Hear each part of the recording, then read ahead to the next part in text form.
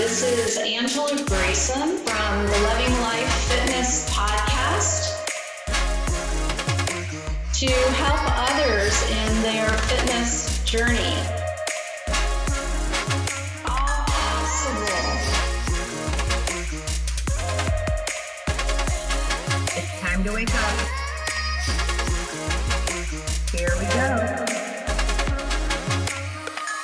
Hi, everybody. This is Angela Grayson from Loving Life Fitness, a podcast that's brought to you to try to help you live your best life. And I'm having a conversation with Erin McNaughton, who is a yoga instructor, plus many more things. And we're going to talk about everything that she does in her life to try to help others live their best life. Hi there, Erin. How are you today? I'm good, Angela. So great to hear your voice again and have this conversation with you. Such an honor. I'm so glad that you accepted the invitation to be on the show. I know there's listeners out there who are going to enjoy everything that you have to say. Oh, it's an absolute pleasure. Thank you for having me.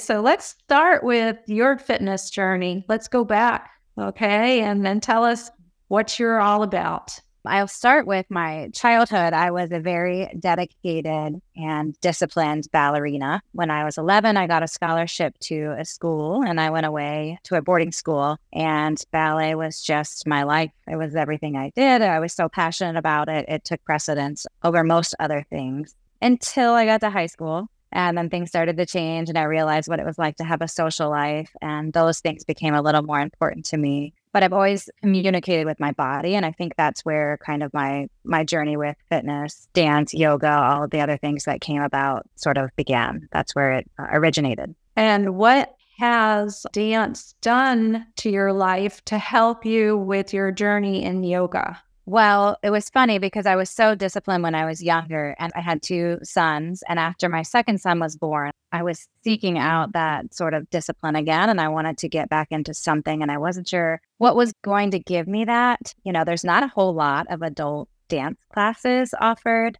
in our area or just in general. And so I heard about yoga. I had tinkered with it here and there before, but I was like, this is a good place for me to start and see where it goes from there. Yeah, I think dance was just a way for me to sort of get out all of my emotions. If we take it a step further, do you remember walking into your first yoga class? I do. I remember going into a yoga class and I wasn't sure really what to expect. And on top of that, it was a heated yoga class. And I think that I was probably very mistakenly confident. Walking in thinking, oh, yes, I have a background in dance and I did it for so long. And it was something that I sort of excelled at. So I kind of expected yoga to come easy and it definitely did not. I was proven wrong. The first day I walked in, I was looking around like, what is the teacher saying? I don't understand these words. I don't know what these poses are. We've all heard of a couple of the poses and I was nailing those, but everything else I was lost. So it was very humbling. It was a great experience. I left there definitely feeling amazing. And I knew it was something I would want to do again. And I did. I kept going back. And then the studio I was attending at the time had a 21-day challenge. And so I decided to challenge myself. It's where you go consecutively for 21 days. And I did that. And although I first went back to yoga as a form of discipline and to sort of tone my body and get a workout, something was happening and transforming in my emotional body as well. And I couldn't really, place a name on it, but it was just a feeling that felt so good. And it turned into magic. I completed that challenge and I was like, this is something that I want to share, So I continued doing yoga. And very shortly after, I enrolled for my first yoga teacher training. So it was on from there and hasn't stopped.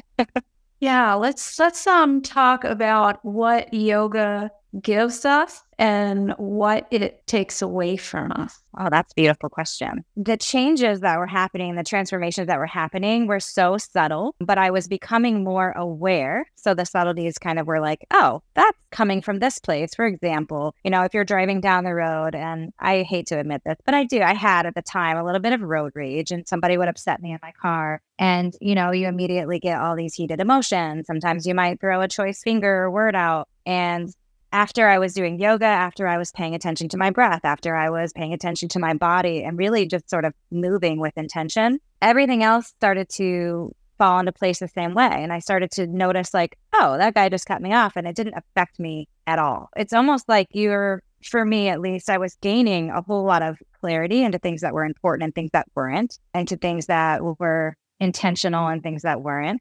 In addition to that beautiful question, I mean, there's so many things I can say what it gives us. The discipline I was definitely receiving, the magical, spiritual, emotional practice that was coming along with it, the veils that were being lifted, meaning like all these things that maybe I was telling myself at the time. I was not in a great place, where I believe a lot of people start doing yoga when they're maybe in a dark place in their life or a dark time. So all of these things or negativity that I was feeding myself before I began yoga started to sort of disappear. So all these layers were sort of being peeled back, and I was able to let go, and I don't really like saying letting go, because I think that's something that's just repeated so often by so many teachers, and people don't understand how they can just let go of something, especially if they've been holding on to it for their whole life. I was allowing things to just be as they were, instead of trying to control them, instead of trying to fix. I was just really going with the flow, living in each moment and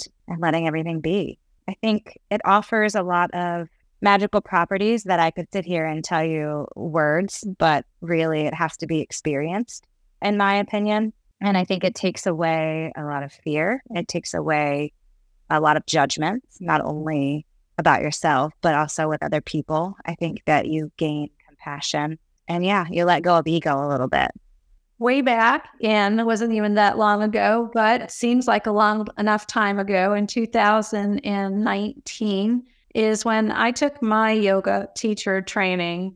So Erin, I met you at the gym that we both worked at. I was a trainer and you were a teacher, a yoga teacher there. And you announced one day that there was going to be a teacher training at Renew Yoga in Daytona, Florida. And if anybody was interested, or if we knew of anybody who was interested. And I signed up. I'm like, wow, you were always an inspiration to me in the class, on the mat.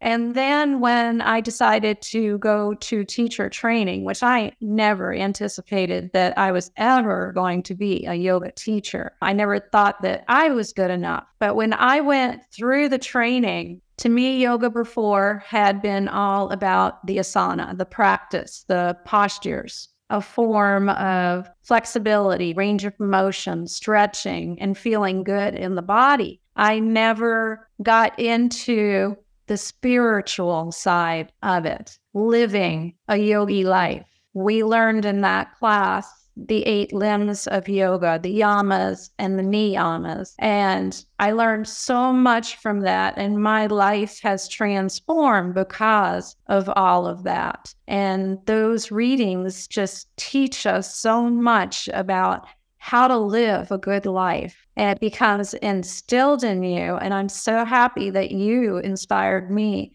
to do that. Now, a lot of Christians out there, they think that the yogi way is like another religion. Let's talk about that a little bit. Do you feel that way, or do you feel something else about that? Well, first, I want to go back and just say it was such an honor to have you in that training. I was very honored to be a part of that at Renew. And that is where I started my yoga teacher journey under the guidance of Pat Ray, Melanie Ritchie, Melissa Smith, the owners, and Brenda O'Donnell was there at the time, but she's in Tampa now. And wow, what a great group we had, and what a great offering. And I'm really glad that I was your inspiration to start. And I just love seeing where you've come from that place and how many doors it's opened for you. And I know for a lot of people, and maybe some people that are listening, if you want to do a teacher training and you're nervous, like, just go for it. If it ignites your fire, if it makes your heart beat faster, please just do it. Open the door and go.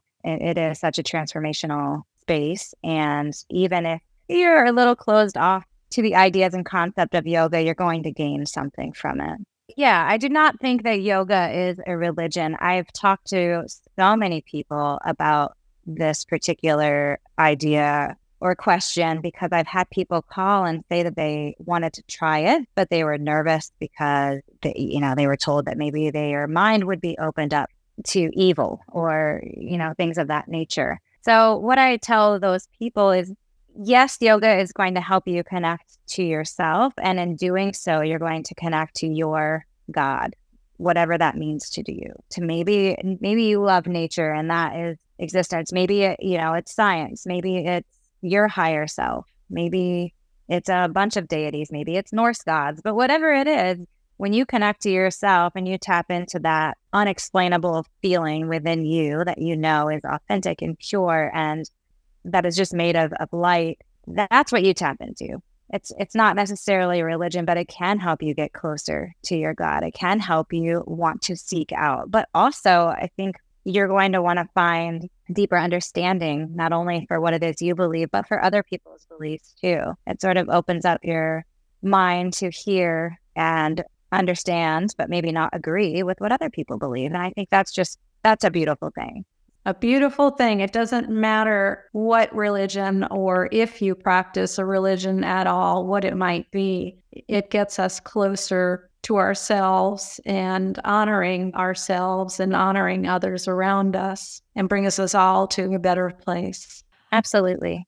You practice and teach several different kinds of yoga. One of the classes that we had when I went through training was couples yoga. And I was really impressed with that. I don't know if you're still doing that, but tell us about couples yoga. Well, now that you mention that, I definitely should have something soon because it is so much fun. It's basically using another person almost as a prop, but not just a prop. It helps you get a little deeper into all of your poses. It helps with communication. It helps with intimacy. My husband and I actually co-teach the couples classes that I've taught in the past. He is an E-RYT 200. And that was really special to be able to do yoga, something I'm so passionate about and love with someone that I love and adore. And what's even cooler than that is when we prepare these classes, we do it together and it forces us to communicate. Hey, does this feel okay? Does this not feel okay? Oh, let's try this. That feels really great. And oh my gosh, I feel like this opens me up so much more. So that is a class that we really, really love to teach. I think 98% of the people that come, we always receive positive feedback. And it's not what we do. It's what they've done with their partner. And it makes them feel so good. And that connection is just something really special. That is a great offering. And yeah, maybe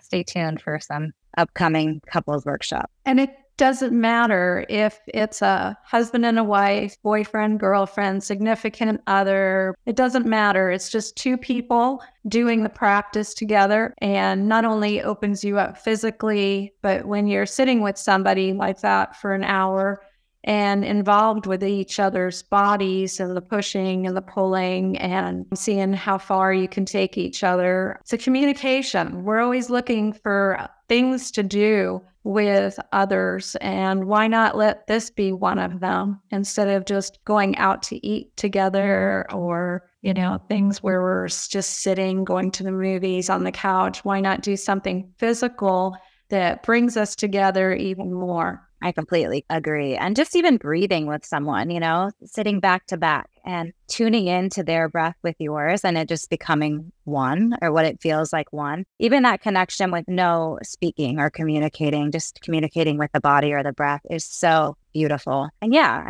it's definitely better than, and I love sitting on the couch and watching a movie with my husband or going to the movie theater, but this is a deeper and a different connection. And I think that we all need that, especially after, what happened, the big pandemic a couple years ago. I think people are still finding ways to come back together. Since you spoke of breathing right now, we're going to skip a little bit and we'll come back to the other types of yoga. Let's talk about the importance of the breath and practice breathing in your yoga sessions. There's so many different types of breath, but if you want to, we can do a very simple breath together here and the listeners can join in if they want. But this breath is informally known as box breath. Basically, if you imagine drawing a box in front of you, you can do it visually in your mind's eye or maybe with your hand. And you're going to inhale for the count of 4, 3, 2, 1, and then pause. 3, 2, 1. Exhale. 3, 2, 1, and pausing at the base. 3, 2, 1. We'll repeat this. Inhale, 1, 2, 3, 4. Pause, 4, 3, 2, 1. Exhale, 4, 3, 2, 1. Pause, 1, 2, 3, 4. So that was only 2 rounds. And I don't know, we probably should have checked in before we did the breath, but that's a beautiful way to just, a simple way for beginners that have never really focused on their breath to start. Notice how you feel, check in with your body, check in with your emotional body before you start. Do about 10 to 15 rounds of that breath and then check back in. And I mean, I always feel a difference when I consciously breathe versus just closing my eyes and for 10 minutes. If you focus on the breath coming in and out, it's magical.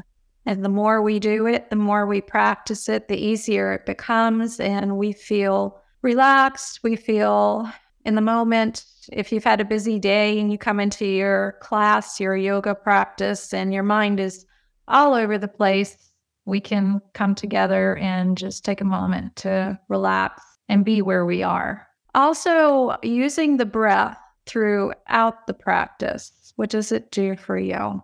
Well, marrying breath with movement, I mean, these traditions have come a very long way since the beginning of yoga, and each movement has a breath. Now, this is something I love teaching traditional yoga, but I also agree with listening to your body and listening to your diaphragm. And maybe I might offer expanding and inhaling and then contracting as you exhale, but that might not feel right in your body. So it's teaching you to be in tune and intuitive into what works best for you in these movements in your body. Again, I tend to teach the traditional way, but I also always invite people to change it. I mean, I think we put so much emphasis on things that can feel frustrating, especially to beginners, like, well, this has this breath, this movement has this breath. And instead of focusing on actually how they're feeling, they're like, oh, I messed up this breath with this movement. It's not that big of a deal, and all these things kind of flow naturally and will come to you naturally the more you practice.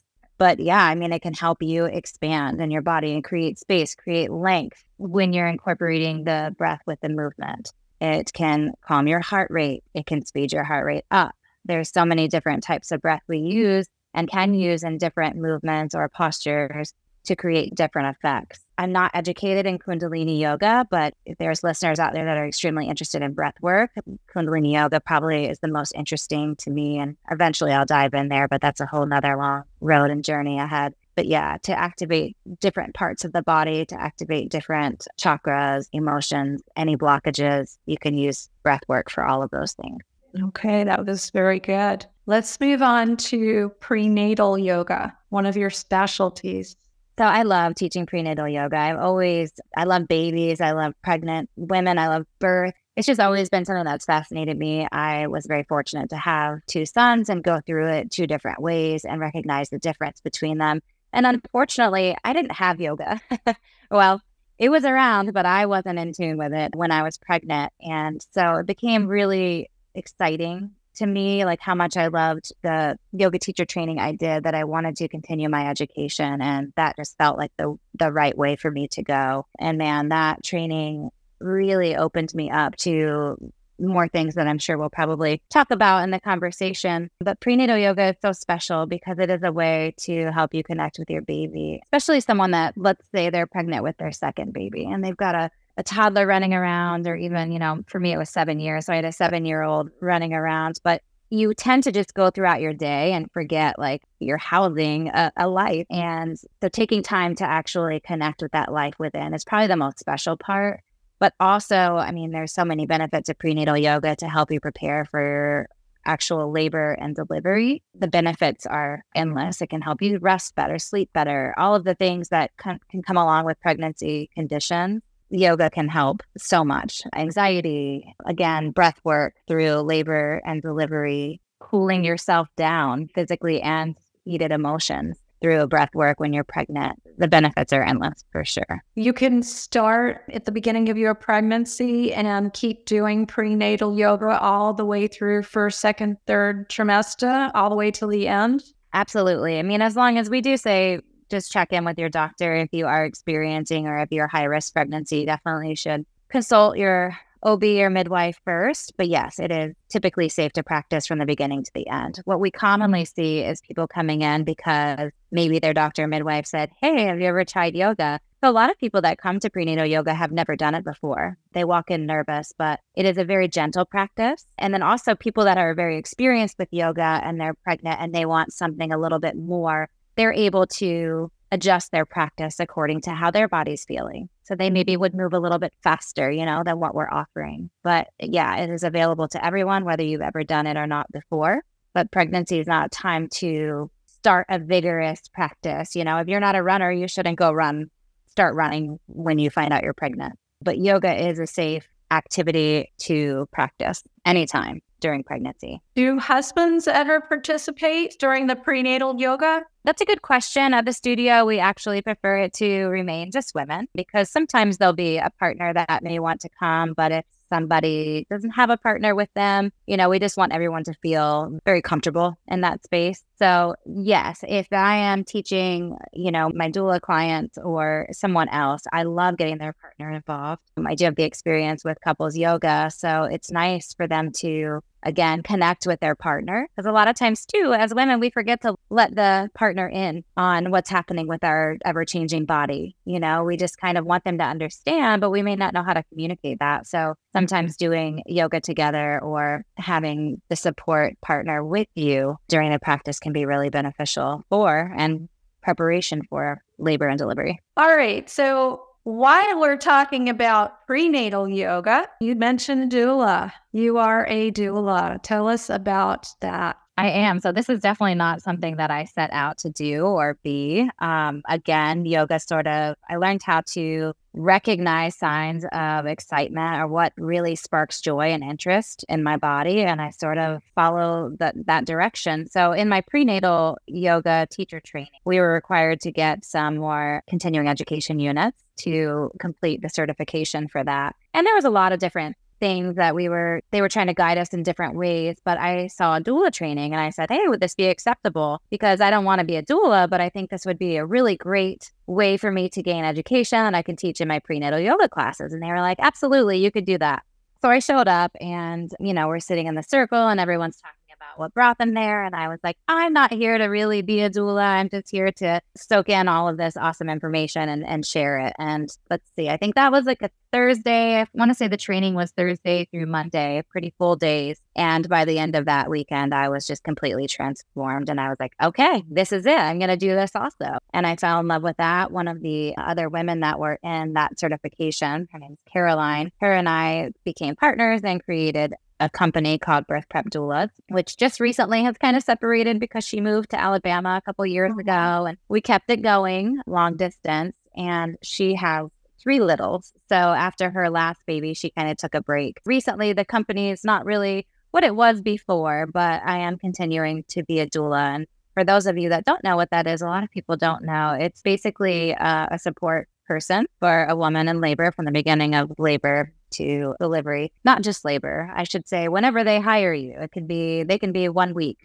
pregnant and decide that they want to be a doula, and we can go through this whole journey together. It's education, it's physical and emotional support techniques. It's getting the partner involved. If there's a partner, it's a whole lot. But basically, I like to say it's like a wedding planner, but for a birth. So you just help through the whole process of planning, preparing the body, preparing the mind, preparing the paperwork, all of the things that come along with it. And yeah, it's something that has been really rewarding. I think that I've done about 26 births, and every single one of them was so different and unique and just beautiful. Are you there when the baby is born? Yeah. For moral support, for emotional support, to help the woman through it all, the husband. But do you get involved at all with the medical side of it or no? Nope, I don't do anything medical. So it's more comfort techniques and measures, which has been really great that I had the background in yoga, because yoga breath work, yoga poses, all of these things can be really helpful. What I found, I've done home and hospital deliveries, and what I found is when you show up to the hospital with a doula,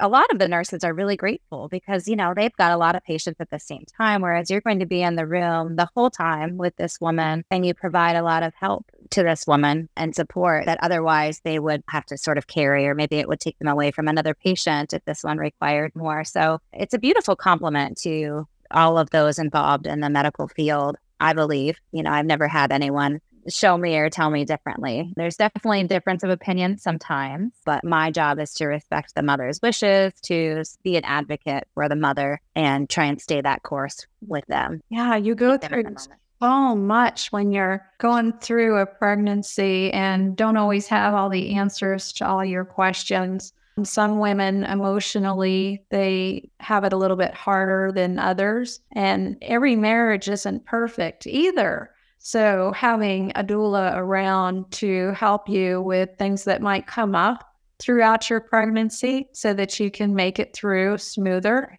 and hopefully help to patch things and make things turn out in a better way. And what about after the baby is born? Do you help? I know a lot of women who want to breastfeed and sometimes have issues with that. Are you still around then, or does it end at birth?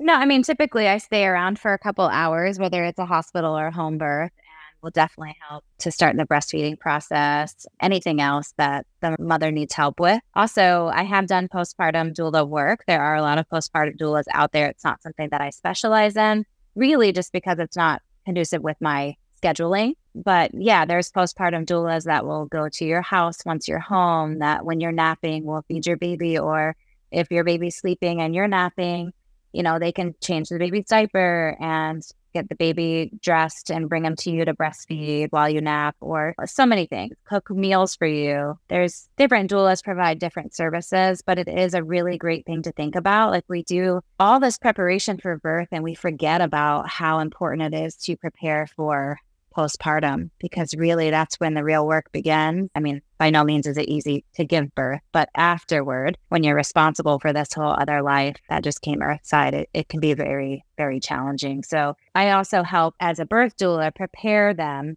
for the challenges that may or may not arrive. Just as in any other thing, the more education you have, the better prepared you feel for these times, these transformational times in your life. I wish I knew what a doula was when I went through my pregnancies. I didn't even know there was such a thing. I didn't actually till I met you. I had never heard of a doula. And years ago, many years ago, I think women helped each other more. There was more family around because we all lived closer together to our families. Now everybody lives all over the place. We leave our families for jobs or what have you. And so families are not close by. Also, women work now. It's not like it was before, where mothers were home, sisters were home, and they would all help each other. So having a doula, another woman to be there for you, I think it's a beautiful thing in so many ways. Thank you. I was like you. I had no idea what a doula was either. I didn't have the yoga when I was pregnant. That I think is why I'm so passionate about both of those things, because I'm able to introduce that. And I've seen how it has helped to create better deliveries, better communication with a partner, less feelings of postpartum depression, all of these things. It really does help. The more satisfied, there's a statistic, and I really don't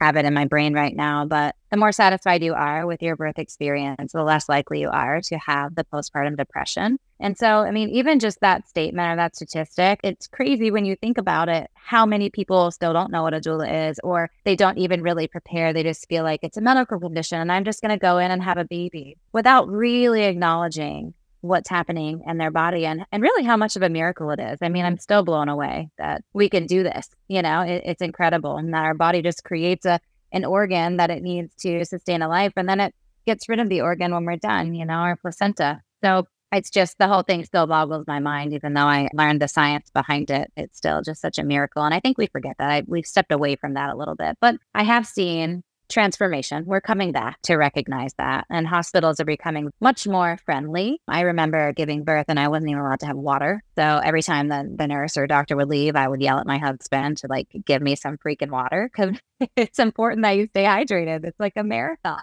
So now small changes like that, now you can have the clear juices or the clear liquids and drink water. small things like that. The after baby comes skin to skin on mother, that they don't take the baby right away and do all of the tests. They wait for at least an hour, and if you request longer, they will. So they are definitely becoming more friendly in the holistic views. And you should definitely voice if that's something that you would prefer before you get there. Talk to your doctor, talk to your midwife, and tell them exactly what you want. And if you don't know where to look online. We just got rid of our website, which held a lot of information, but you could always get in touch with me. I love talking about it. So let's go back to yoga. And I want to hear about your BUTI yoga. So BUTI yoga is really fun. I think it got a bad rap when it first came out because it is to fast music, to loud music. It's not the traditional movement. It's a continuous flow where they mix yoga with tribal dance, with plyometrics, with cardio. So it's a variety of movements and poses designed to sort of awaken that primal instinct within us. So in a BUTI yoga class, wherever you attend, you will probably hear hollering and cheering, and there's even movements where you drum, and so you're just banging into your mat, and it feels so good. And BUTI, BUTI, is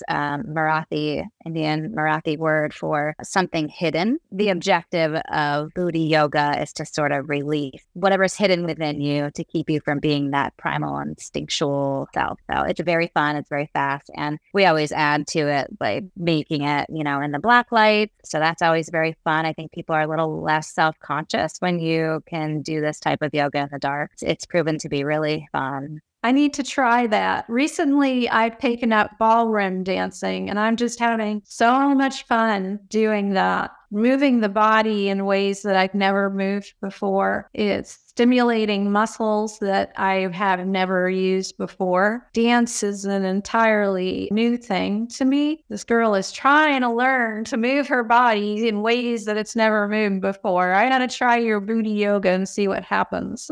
Well, isn't that amazing? Regardless of our age, we can still find different ways that we move. We've lived in this body our whole life. And regardless of your age, you can still find activities or movements that you've never experienced before. Or maybe you've done them, but you just didn't do them with intention. And I think that's so awesome that you're doing that. I've heard such great things about ballroom dancing. It's a whole world. When I'm there, I'm just full of joy. It's nonstop dancing, and it's amazing. It's all I could say. Everybody should really try it. Some type of dance. Doesn't have to be ballroom dancing, some type of dance. It's just absolute fun. You forget about everything that's going on in your life, and you're just there having a good time with other people who want the same thing. That's awesome. I'm a big advocate for dance, for sure. I'm glad that you found that. Yes. So travel. I know that you've traveled to different places, being part of retreats and also to study yoga. My question to you is, tell us about a couple of the places that you've been to and how it's influenced your yoga practice. That's a great question. I'd say probably one of the most life-changing experiences was I went to India. I went with the women, Kirsten Warner and Katie Wise, who led my prenatal yoga training. They're from Colorado, but they came down to Altamont Springs to lead that training. And they were so inspirational to me. They're both so different, but such strong and empowering women. And I felt when I saw that they were hosting this retreat, I was like, I have to go. It was, I believe, 14 days. It was either 10 or 14-day retreat in Rishikesh, which is kind of known as the yoga capital. And the retreat was named Grace and Chaos, which is exactly what I would describe India as. It was my first time really traveling on my own by myself, and definitely my first time in a third world country. So I was scared. I was really nervous to get on that plane. Luckily, another woman that I had met in the yoga teacher training or the prenatal training lived in Florida, and we ended up meeting at JFK and flying over to New Delhi together. So that brought me a source of comfort. But, we did yoga every day. Of course, it was a yoga retreat, but there was so much more involved. Katie Wise is actually a voice coach, and she has a band. And I can't really explain how it happened, but we did a lot of working on our voices, and I never even really tapped into the story that I had surrounding my voice. I never, ever would have shared my singing voice with anyone before this practice. And or before this retreat, and all of the exercises that we did together, something happened. I feel like my throat chakra just immediately opened up, and I found myself coming back home and singing to my students at the end of class when it called to me, and starting to chant and even just share my voice in my house, singing lullabies to the kids and things like that. So for me, that part of the training was huge. I mean, not only all the friendships I gained and the yoga education I gained, and just walking around and enjoying the Indian culture and being exposed to that was absolutely incredible. Yeah. So that was probably my most amazing trip. I have been able to go on a local retreat with, I think we'll probably end up talking about this, but my friend Whitney and Maggie started a company called Yoga Element Retreats. And my husband and I actually went on their retreat. I believe it was their second one they ever hosted. And man, it was such an awesome weekend. One, because I was with, my best friend. So that was great. But also to witness these girls living in their dharma, taking yoga outside and being in nature and sort of turning off the cell phones and just escaping for a weekend was so incredible. And you're just brought back to that place again of like, what's important and what's not. What do I need to put my focus on, and what can I sort of let go of, because we get so wrapped up sometimes. So those are the ones that are coming to my head right now that are incredible. And I recently just went on an amazing rafting trip that also offered yoga. And that was in Utah. There's a company called Adrift Dinosaur. And man, I'm still processing that whole trip. So I don't know how much I can share without stumbling over my words, but that was incredible. There was a yoga guide on it, and we camped out on the riverbanks every night. And in the morning, and sometimes throughout the day, she would offer breath work or simple movements. And it was just so great to experience out away from public. Like, there's no cell service, there's no electricity. It's just you and nature. So you have no choice to be fully present in your body. And that was a really cool experience. Sounds amazing. Beautiful. You really take your yoga into your life in so many different ways, and you have a love of your life because of it. Absolutely. Yes. And involving your husband, him wanting to be involved and being involved in it, just kind of brings everything full circle. Absolutely. I feel like, we want to nurture what is best in our partner, and we want to receive the same from them. And so, I probably should, he's really into mountain biking, and I've tried. I broke my arm, I think, the second time I went with him, but I'm trying to get back into it and enjoy his passion too. But yeah, I think it is important. And when you can connect with someone like that, doing something that they love, pretty special. So your yoga retreats, while we're talking about retreats, I know that you are going to be leading 2 retreats, correct? I'll be co-hosting, with Whitney, the owner of the Yoga Elements Retreats. And I'm so excited. They're coming up really quick. We have one in October from the 20th to 22nd. That one's going to be in a pop club. We are out in the woods, and everything is provided. I mean, you get there and their teepee is already set up for you, and the bedding is actually very comfortable. Everything from lanterns to fans and things like that are already set up. So it's kind of, I guess you could say, glamping. You don't really have to bring all of your equipment and carry all of these things with you. So I'm really excited to host that one. Both of these retreats offer different activities that you can choose to do. I know for this one, we'll be visiting a horse rescue, and you can also have an opportunity for an intuitive horse connection. In November, we're hosting one from the 3rd to the 5th, and that one is in Fort White. There's so much. There's a cow encounter at that one, and these cows, I've heard, are like dogs. They really enjoy walking up and greeting you just like a dog would. And so you can communicate with the cows. And then we visit springs. So there'll be Rock Springs and Apopka and Ichituckney Springs in Fort White, which is really cool. So you have the option for paddleboard yoga, or even just venturing out on your own. So a very relaxing weekend for you, again, to just kind of put down the phone, step away from your daily life, and immerse yourself in your yoga and good company. Outdoors when the weather is starting to change and get a little bit cooler in the evening. So that's just beautiful. Well, that sounds really nice. I will have to look into that too. Sounds like you might be getting me involved in a couple of things, and maybe a couple of our listeners will join us too. Oh, I would love that. And we'd love to have you for sure. Have you done yoga on the paddleboard? I have, and it's definitely not easy.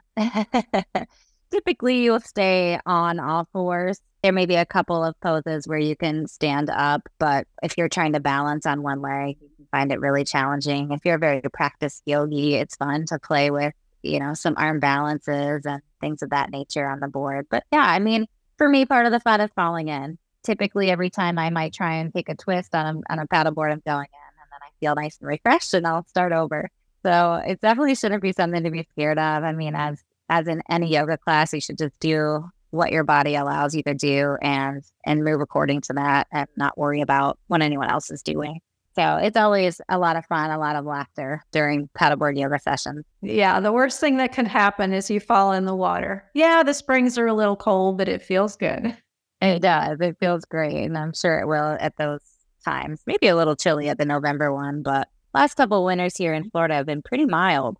I always like to ask my interviewees how or what books that might be passionate to them in their journey in health and fitness. Do you have anything you might like to share, either yoga-wise or any other books that have helped you in your journey with health and fitness or nutrition?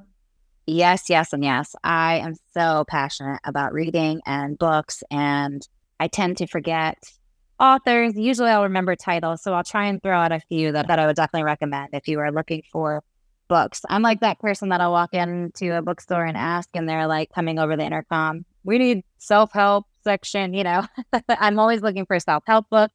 I also love frou-frou books, but let's see, I'm reading one right now that has been so awesome. It's called Miracle Morning by Hal Elrod. And it was recommended to me by one of my students, who I always call my students my teachers. She just told me about it a couple weeks ago, and I got it. And for the past 4 days, I've been getting up at 5 a.m. and I've been doing my meditation, exercise, affirmations, and I've started a new routine. And it's been so beautiful because, probably like the majority of people listening, maybe not, I have a hard time staying in line with something that I start. So I might read these self-help books and I'm like, this is great. I'm going to incorporate it, and I'll do it for a week or a month, and then I fall off. So we'll see what happens, but I'm so motivated by reading this book. So that's something that it's really easy read. A little bit of it's kind of redundant, but it's making a difference so far, and I'm really glad I found it. Let's see. The Four Agreements is definitely one of my favorite books that I recommend to a lot of people, especially if they're going through a hard time. Again, I've said this a lot throughout this conversation, so maybe it's something I should explore, but it helps you recognize what is important and what's not, and to separate the two. And I think just letting go of things that are important is so beneficial in propelling you towards the direction that you want to move in to be successful, to live a more fulfilled life. The Five Love Languages is a great one to read if you want to improve on your partnerships, not just with your spouse or a lifelong partner, but even family members or friends. How Yoga Works is a really cool book. It's a fiction, but it's not like a traditional yoga book. And it is a beautiful story that follows one woman on her journey. And so I don't want to spoil it because I'm not great at giving synopsises of books. But yes, How Yoga Works is a great one. I just heard too, and I'm sidetracking, but I did tell someone about this book and they tried to find it. I don't know if it's out of print. It was very expensive. So I would recommend going through like thrift books or used books to try and find that if you're looking for it. Oh my gosh. Yoga Toolbox is, I think that you were probably bought that for the yoga teacher training. If you're a teacher at all, or you're just interested in going deeper into your practice and the poses, this book's so great because it even talks about the different doshas and how and what you should be focused on in each pose for according to your dosha, that's a whole nother subject and topic, but it gets into Ayurvedic medicine a little bit. But I love the Yoga Toolbox, and I still go back to that, if I'm feeling a little less inspired, or if I want to create something, a new class, I always can find inspiration in that book. It's more of like a guidebook versus, a reading book. Because there's a lot of daily readings too that I would recommend. One that just popped in is The Book of Awakening by Mark Nepo. That's one of those daily inspirational books. So if you don't have a lot of time in the morning to read, you can take a look at, whatever day you're on and read that and maybe journal about it or just have inspiration for your day. So that was a great one too. Very good. Thank you for all of those suggestions, Erin. If nothing else is coming to mind and you know that there's more, you can always let me know what those books are, and I will have them offered underneath your podcast so that people will know that these are the books that Erin recommends, and if they want to order them, they can go ahead and do that.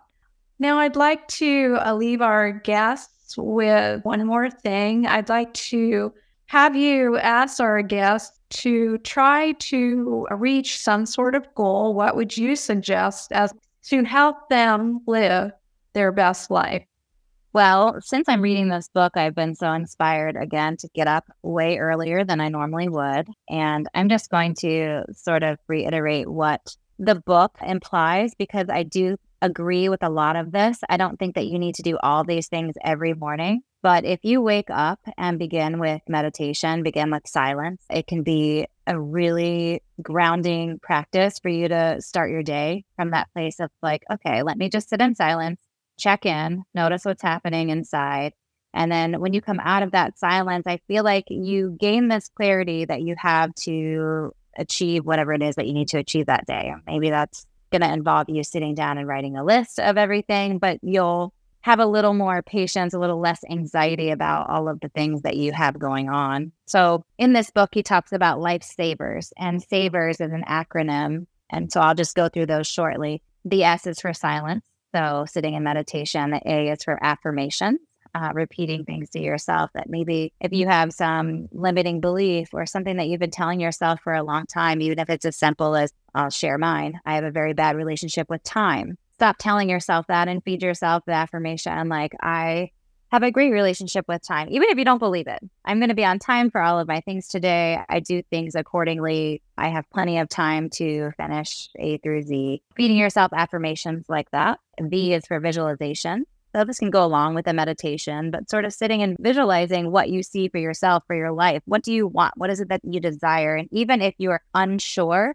what sparks that joy in your heart? What makes your heart race a little faster when you hear about it, read about it, watch it on TV? Start paying attention to those things, and then just visualizing yourself having those as if you already possess them. And then the E is for exercise. And if you, as you and I have talked about during this podcast, is moving your body in any way. Maybe you do a 5-minute dance. Maybe you go to a yoga class. Maybe you go for a run, ride your bike. There's so many different ways to move your body. But if you start with these in the beginning of your day, it's going to set you up for success. The R in savers is for reading. So any sort of reading material, definitely self-help books are a wonderful choice, especially if you're just going to incorporate reading 5 to 10 pages every morning.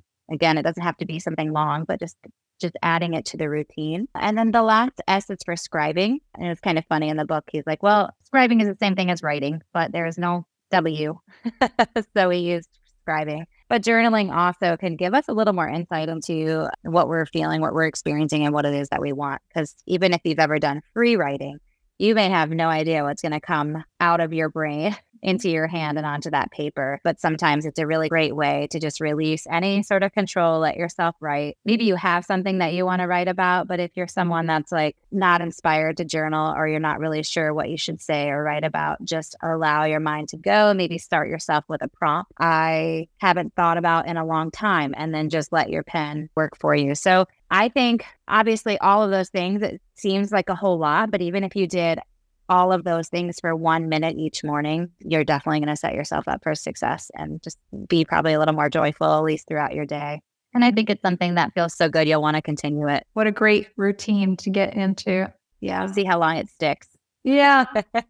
The simple things like that make a difference in our daily life, which slowly makes a difference in our life as we go along through the days, the weeks, the months, and the years. Absolutely. So I was heading towards the end of our talk when I thought of something that we didn't talk about that I would love to talk about with you. Okay, one more thing.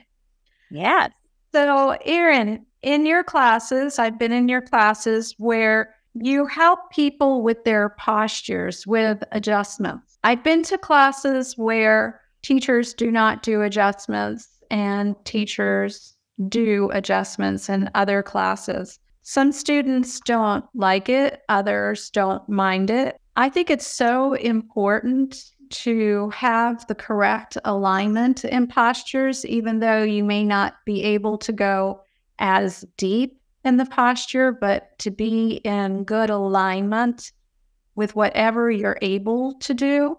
And if a teacher comes around when you're doing child's pose and helps you with your breathing to get a little deeper, how much better that can feel. Or to move your arm a certain way when you're doing a triangle to help you get your arms in the proper position, or to lean their bodies even into your hips to help you have a little more balance so that you can feel when your right hip comes up higher than your low hip. Can we talk about a little bit about alignment with the teacher? Yes, I think that alignment is extremely important in yoga. And I do believe that it is the job of the yoga teacher to pay attention. If it's a huge class, it's difficult to kind of watch everyone at the same time, but even using cues that are effective and helping, different learners figure out the correct alignment and proper alignment. A couple classes I've been to in the last few years, it has been a little different with hands-on adjustments because I think COVID sort of forced us to not get too close to each other or be worried about it. You should always, always be approached and asked if it's okay to touch you, because there is people that really don't like it, don't care for it, or even if they're embarrassed, maybe in a class, a teacher maybe will put everyone in child's pose, and then with your gaze down, raise your hand if you would prefer not to be touched. But just throwing that out there, that you should always be asked if it's okay to make hands-on adjustments, in my opinion. Now, this may not be every teacher, but if you come to my class, I'm going to make sure it's okay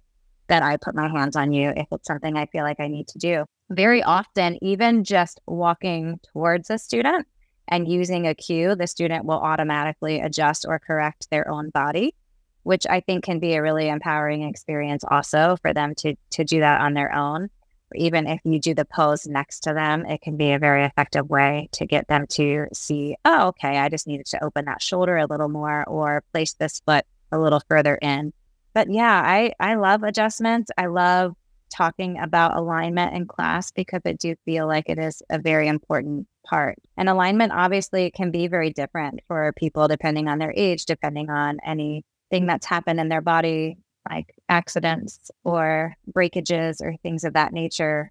Everyone is a little bit different. So you answered that question beautifully. I knew that asking you that question as a yoga teacher and as a trainer to me, which has helped me so much in my practice, that was an excellent, excellent answer, not only to maybe other teachers out there, but also to people who may be reluctant to have a teacher help them with their poses in any kind of way. And using props. Props are very important too. If you can't get into a pose, why not use that prop, that block, that strap to help you keep your alignment where it should be, even though you can't go as deep?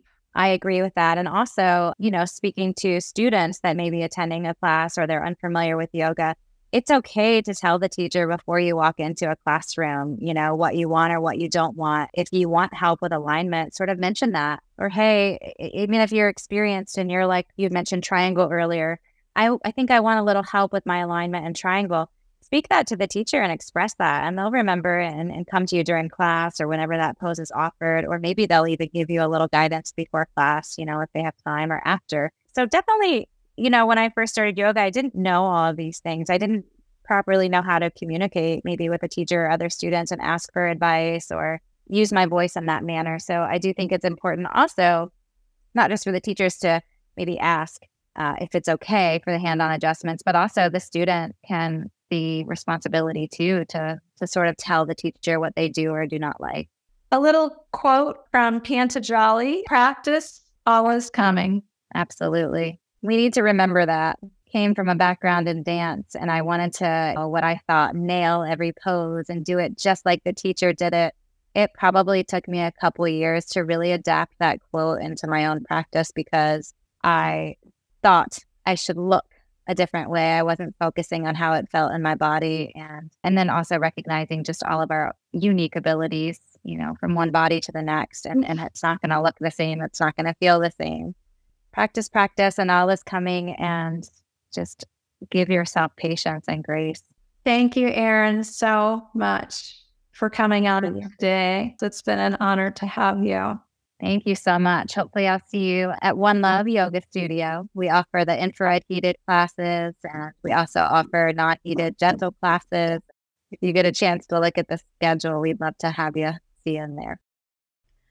To attend yoga classes with Erin at One Love Yoga or via Zoom, go to yogapalmcoast.com.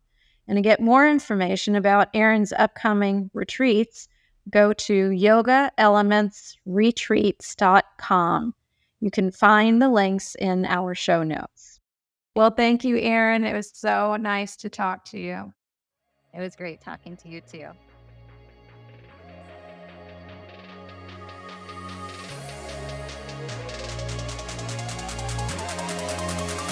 This is Angela Grayson from the Loving Life Fitness Podcast. To help others in their fitness journey. All possible. It's time to wake up. Here we go.